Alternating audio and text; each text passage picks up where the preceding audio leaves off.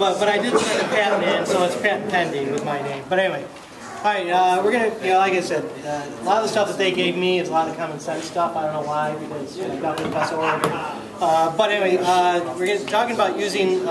First thing I'm gonna talk about is using terrain to block line of sight, give cover. Kind of a no-brainer, but for example, say you have your land speeder, you could fly over here to prevent it from, from ludas, some ludas that are down here to keep them shooting at. Pretty common thing. And then you have your line of sight they can shoot at something over there. What more importantly, probably something is when you have vehicles, you can use vehicles. For example, can use terrain to block line of sight. For example, say they wanted to shoot at these ludas. This way they can still see the ludas just fine, but when the ludas look back at them, there's a good chance it might be obscured, because they can see less than 50%. Now hopefully that's something a lot of you know about and keep in mind. But more importantly, things you can do is you can use other vehicles to block line of sight and provide cover. Say for example that you drive up with this Chimera and somehow we have a Space Wolf Razorback that's joined into the Imperial Guard. But basically what's going to happen now is this vehicle can still shoot over the vehicle because it still has line of sight. But if, as far as this, it's shooting back at this, it's going to be obscured because the other vehicle's in front. And what I've seen lots of people do is, if you had two Razorbacks, you just alternate it each time. As one gets stunned and can't shoot, then you move it in front of the other one and have the other one's able to shoot over. Just things of that nature. Of course.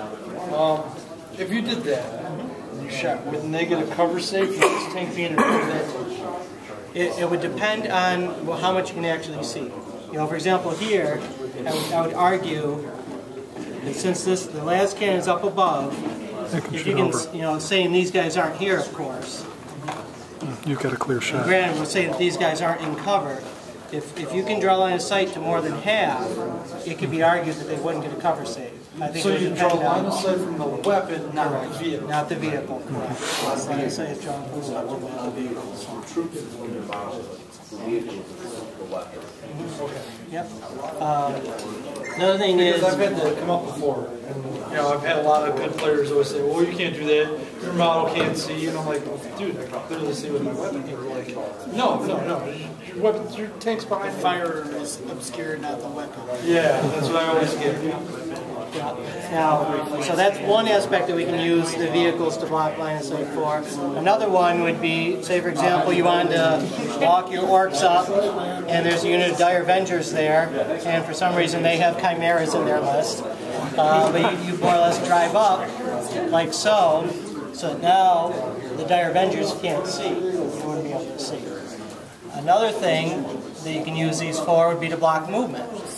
Say for example, you have an orc squad here, and you got your Dire Avengers there. You could drive these up like so, and now the orcs they can't make a direct line. It's now made it so that they have to move around. So it's going to kind of hold them off of you for a short while. Going to keep them from being able to get up and reach your squishy units that you don't want orcs to reach. There's another sample there. Another one would be in the movement phase, positioning of models. Certainly if you wanted to have certain models, say for example this war boss has joined this squad. And as you move the unit, you have the war boss in the back of the unit. And let's say there's a squad of gene stealers that comes up here and chooses to assault.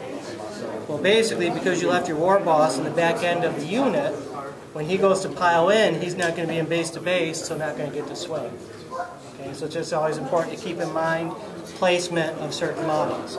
Same with the knob with the power fist. Say for example the knob with the power fist was back here, and we consolidate up our 6 inches, but he's still out of assault range with his 2 inches, so he wouldn't get to swing. So just something else to keep in mind in the movement phase.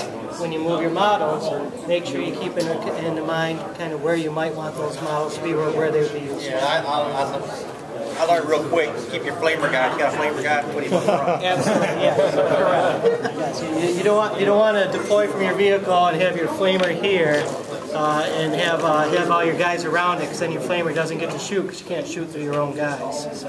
So you always want to keep the model Absolutely, and you want to think about where you're going to place the models because based upon what happens.